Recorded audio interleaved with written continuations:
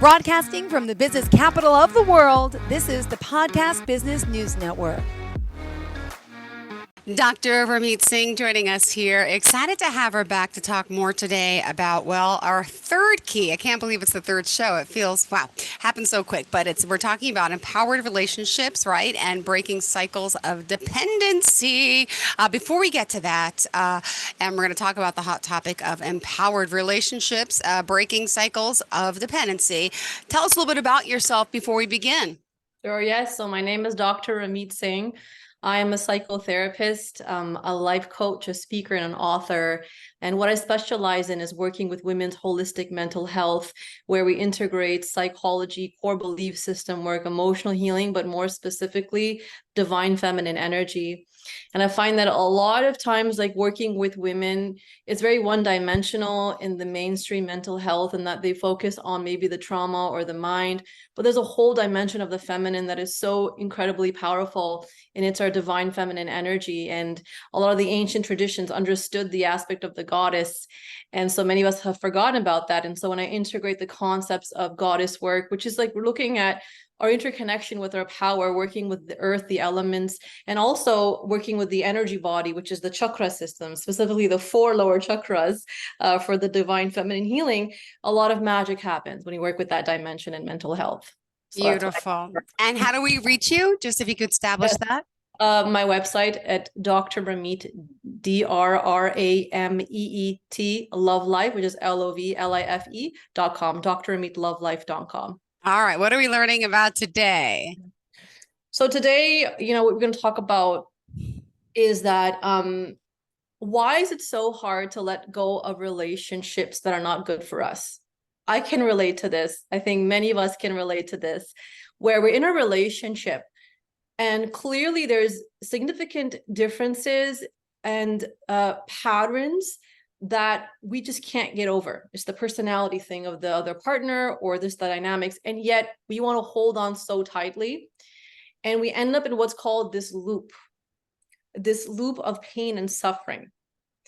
So what I really want to talk about today and explore is that we can spend months and years attached to a relationship, and what ends up happening is that so much of our life force, energy, and attention gets so consumed by this pattern of pain and pleasure, pain and pleasure, pain and pleasure, that we actually end up losing ourselves and not developing other aspects of ourselves, whether it's creativity, spirituality, self-intimacy, and so forth. So today we're going to look at like what's happening in the psychology, the energy field, and the emotions that keep us in these loops. And how can we really just like claim our worth and value and be able to take care of ourselves and step away when something is not working for us? And how do you know when something is not working for us, so that we can stop this chasing game and actually learn to receive the love that is the best for us and the most healthiest for us? Beautiful. Well, as an author, doctor, life coach, a psychotherapist, clearly you're working with people with the True Feminine Rising, as we discussed a little bit before, but you offer that 3-month program. Could you just give us some details on that before we continue? Absolutely. The True Feminine Rising program is basically all my life work and the women I've been working with for over 12 years, plus my own work. And it's basically a program that works on divine feminine empowerment and releasing restrictions. It's a 3-month journey with me that women can go through, where they receive curriculum. So content that they can use every single day to anchor their healing, their trauma healing, and also the ability to work with me one-on-one and in group sessions. So that way we can go deeper into the content, specifically working with the 4 lower chakras, and the themes are feminine empowerment, feminine embodiment, how do you be in your body, be in your feminine center, feminine sacred sexuality, what is the force of sexual energy and sensuality that the feminine has for her own personal power and manifestation, and lastly, feminine love. So these are the 4 themes that we work with in this 3-month program, the True Feminine Rising. All right. So back to attracting unhealthy partners for us. Why do we seek these unhealthy type of relationships, and what keeps us doing this over and over again? And obviously it keeps us staying with the same horrific pattern, but it's our own pattern. Why? Yeah, I just want to say, like, first of all, this is like something I see all the time, and I'm sure we all see this, where either it's an abusive relationship or toxic relationship. And I think Mm-hmm. many of us at some point, even myself, have gone through this cycle. And I really had to sit with myself for, honestly, it's been 3 years of really going into myself and asking myself what happened where I was attached to a toxic relationship when I was younger, like what was going on. And so really from that inquiry, and the work I've done, what it came down to was some very potent points. And the first reason why I believe we stay in unhealthy relationships and we are attached has to do with the comfort we feel with the chaos in our body. So as the feminine, we hold a lot of anxiety, emotions, intense feelings in our body, and also for the masculine. And if we've grown up in an environment where you were used to stress, you were used to feeling like you have to chase love, and you were used to the anxiety that comes with value, love, and affection, chances are that these chaotic feelings inside of your body feel very familiar. So as a result, you may end up attracting a partner that just simply replays that pattern. But because it feels so familiar in your physiology, you're used to that chaos. So that's the number one reason. The familiarity of the chaos, feelings of pain and pleasure and anxiety and uncertainty. Uncertainty. Is this person really good for me? Are they going to call me tomorrow? Are they going to text me? Are they going to show up appropriately? Are they going to yell at me? This uncertainty causes so much intensity of stress in the body. And it's like we could be so used to living that way for so many years, in our own way. The second reason to kind of add to that, has to do with the fact that on the deepest level, we might be afraid of intimacy with ourselves. Because when we are preoccupied with the chaos of a relationship, then our mind and our thoughts have some place to go, which is anything but outside ourselves. We can get stuck in the preoccupation of the sadness and the power struggles and the fights. And that is a distraction that keeps you away from actually taking time to be with yourself, connect with yourself, and work on your own personal responsibility and self-growth. And so for many of us, it's easier to focus out there than on ourselves, because if we actually have a partner that makes us feel safe and secure and we're calm inside, guess what? We have so much spaciousness now to now focus in ourselves and look at, what's my trauma, what's my pain, what I have to change in my life, what changes do I have to make, self-responsibility, and also working with self-intimacy is, where's the source of love in myself? So to get to that spaciousness where you feel calm enough to actually work on raising your consciousness, is a task that many people may be afraid to do, for many reasons. And also fundamentally because they may believe that if I start to find that I'm the source of love for myself and I feel whole and complete in myself, then what if I no longer need that person? What if I no longer need love? So many of us are in relationships because we believe we need love. And so it's that belief that keeps us in these chaotic patterns. So these are some of the reasons why I have noticed that, on a deeper subconscious level, we're staying in these toxic relationships.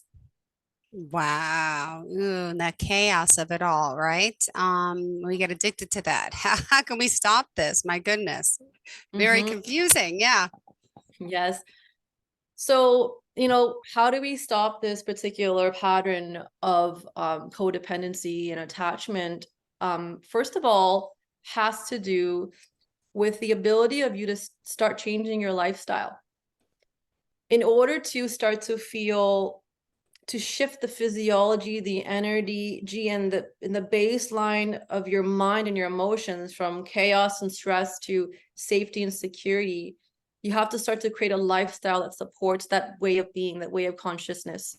And only you can do that for yourself. He can't or she can't provide that for you. And specific things that you can do to begin to shift your physiology and your programming to one of feeling safe and secure. Number one is to recognize how you are contributing to the go, go, go, go, go lifestyle. where I work with clients and I, talk to my colleagues and my family members and and they may describe that they have a very stressful life. But when I really look at it, actually, they are creating a lot of their own stress without having the boundaries in place. They're creating a lot of their own stress with picking up the calls that they don't need to, scrolling through the social media. So first of all, just notice how you're creating your own stress in your life, and then look at how you can begin to plug in an hour to an hour and a half every single day to create moments of peace in yourself. This is really important. If you're not creating an environment of an hour and a half of creating peace for yourself, then you're not training your body to become familiar with the feeling of peace and love and ease. And there's two kinds of peace. There's true peace and there's chaotic peace. Chaotic peace is when your body might be relaxing, but your mind is still working. And that happens, of course, that happens. So if this all the time, right? So if this is the situation, what you need to do is you need to find an activity that pulls you deep enough into your body and deep enough into your inner self. And the practices that I would recommend are based upon a lot of these ancient traditions, whether it's Qigong, martial arts, yoga nidra, yoga, guided meditation, women's groups,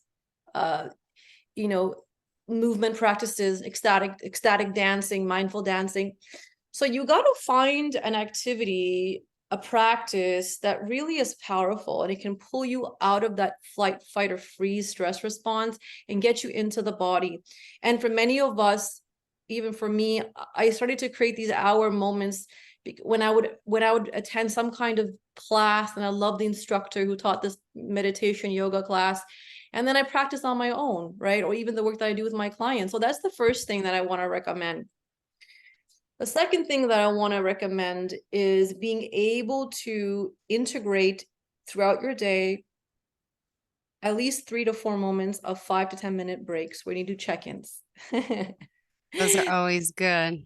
Right? So before you have the meeting, you grab your tea and you actually just go outside and you breathe the fresh air.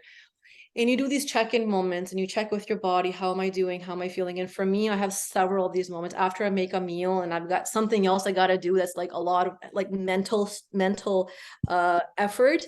I will pause and I will just take a deep breath in and I'll remind myself and anchor myself. So putting in these moments of pauses. The third thing, and really importantly, is do the deep healing work to process and clear anxiety, fear, and trauma in your body. A lot of these traumas and anxieties and fears, we just keep replaying them again and again with different people. Like the hamster wheel, it's the same thing, different hamster. Yeah. Exactly. So, whether you find a therapist or a holistic healer or whatever it is, do the work of the deeper healing. Mm-hmm. And then the fourth process I want to share and mention briefly is that work with self-worth and value. That means you will realize with self-worth and self-value that it's not loving for me to stay in a relationship that's hurting my insides, right? It's causing negative hormones, tense muscles, dysregulation of the nervous system. Now, we cannot blame the other partner. It's a co-creation of the chaos pattern. But ultimately, you need to look at the relationship dynamic and work on it in yourself or as a partnership if you have a partner, or recognize, which we'll talk about in the next portion here, if the person is actually suitable to be with you. So work with self-worth and value by recognizing that it's not fair to you and your insides to be in a toxic pattern. And the last thing I want to say, Joe, about the fifth process of what to actually practically do is working with core belief systems. So this has to do with internalizing the belief system that you deserve to be treated in a way where you feel safe and secure and ease with yourself. And, this is easy to say, but when we talk about core belief systems are internalized views that we have of the world of our relationship with other people and of how relationships are supposed to be. And these belief systems come from childhood and what we saw growing up. So they can be so embedded in our psyche that we are simply reacting to our beliefs about the world, and we feel like they're just automatic. So working with core belief systems is, I think, the most fundamental thing you need to do to look at, why am I attached to these unhealthy relationships? And chances are, you know, you have a core belief system that has to do with the fact that love needs to be chased. I can't receive love. I need to earn love. I need to prove that I'm worthy of love. All these belief systems that you've created that are now attracting to you a chaotic environment. So these are the 5 processes of, I would say, of working with, not unhealthy attachment patterns. All right. Then we also have to talk about the confusion storyline, right? Which is, I love them, they love me. Then their actions hurt me. And sometimes their actions make me feel like the most special person in the world.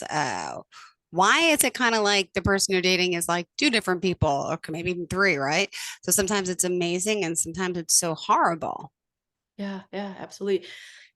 I find this a lot even when I work with people that have been in abusive relationships, or friends I've had who've been in abusive relationships. It's like they say, this person made me feel like the most special person, and I had such an amazing experience with him. He makes me feel so loved, he's so affectionate, he's so kind. And then something happens, and then he's yelling at me, and he's maybe even abusing me, right? So this is a heavy topic, but it's something that we see all the time. It is Mm-hmm. so confusing for that woman or that man that's in the abusive relationships, because they're like, I thought, like, this person feels like he's such a kind, loving person. So what's really going on here is that we have 2 kinds of personalities: the integrated personality and the unintegrated personality. So when we start off in a relationship, um basically we have moments with this person where he or she might be integrated with his true self, his heart, and his higher self. And that happens at the beginning of the relationship. The traumas, the unprocessed emotions have taken a back burner. So the person can show up with you in a space of being fully in the present moment and fully in their heart space. And in that moment, you get a glimmer of their divine self, like something quite amazing and spectacular. You feel magical in that moment. But then what happens is, in the next day or the next moment, when they're operating day to day from their human personality has unresolved emotions, unresolved trauma, unexplored aspects of the self, parts that have not been grown, so much so that the human personality has this layer of emotions that is covering their true self, or their integrated heart self or higher self. And so what happens is they start to react from that personality layer, and that personality layer will have projections in the moment. The personality layer will maybe have avoidance patterns. In other words, that personality layer that they're operating from day to day feels very different from their heart self, because there's unhealed emotions. And in that moment, they react towards you. They react in that moment, and you feel very confused as to why they aren't that person that they were when you first met them, when you were on that date.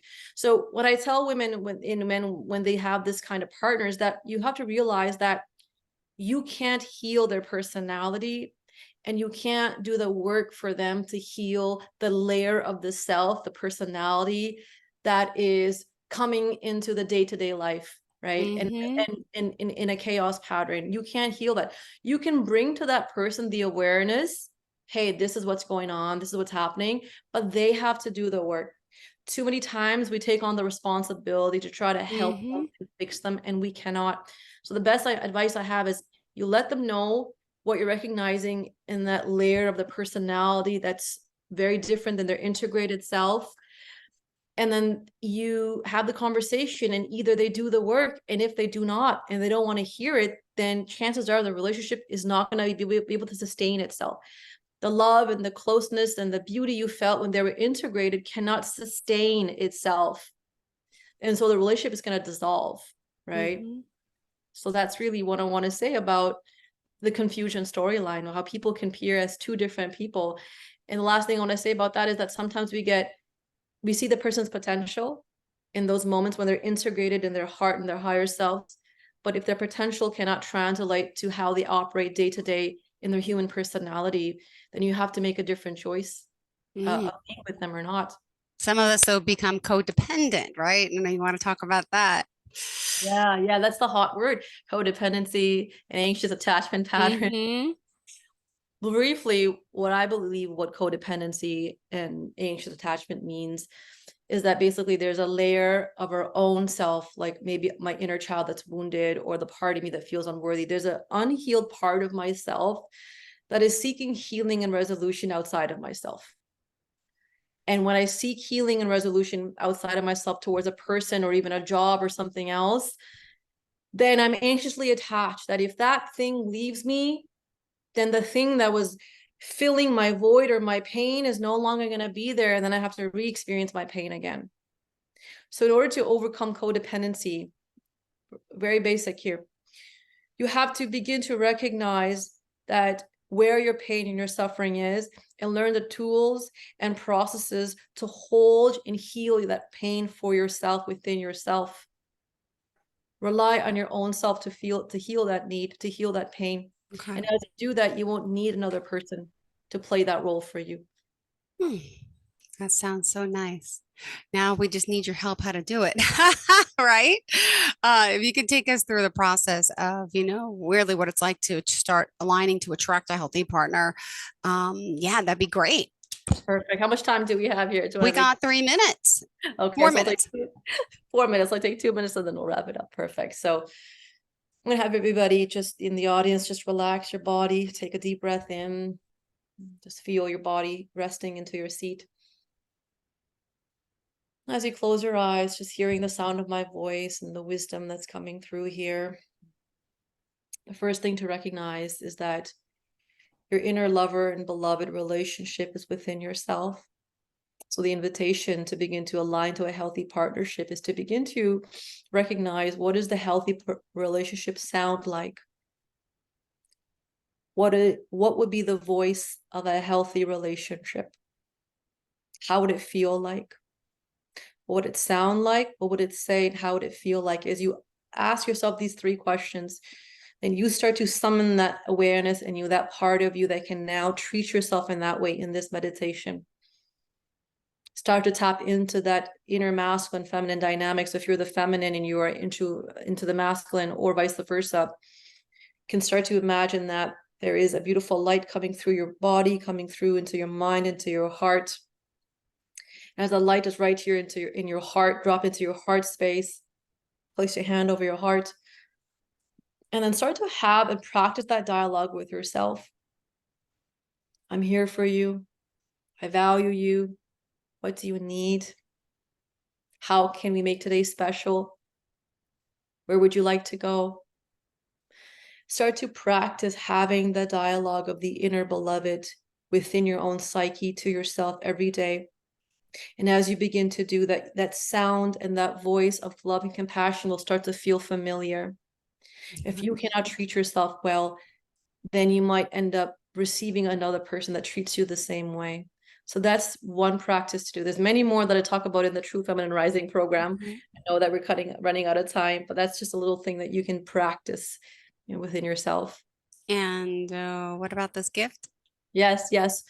So we have the third gift from the third key of awakening, which is going to be a beautiful short guided meditation on accessing the inner lover and beloved relationship, and a little worksheet to begin to practice what does it feel like and sound like when I can be my own beloved and treat myself in that way every day.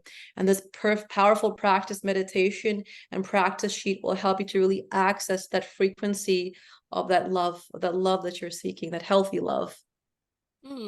Thank you so much. Oh, I You're love it. Dr. Rameet Singh, how do we reach you? Would you mind sharing again? My website, which is Dr. Dr. Rameet, DRRAMEET, Love Life, LOVLIFE.com. Perfect. Thank you so much. Great conversation today. Very thorough and enlightened me. I hope a lot of our listeners too. Thank you.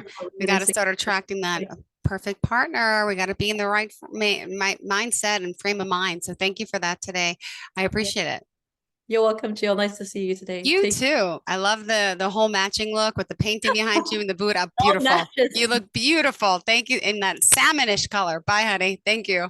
Are you looking for even more of the podcasts and hosts that you love? The Podcast Business News Network is proud to announce that you now have even more ways to listen live. Check out the MyTuner Radio, online radio box, and Simple Radio apps on iOS and Android, or find us online. Search for Business News Network on mytuner-radio.com, or search Podcast Business News Network on streama.com and onlineradiobox.com/US. Take your podcast on the go and don't miss a minute of the action.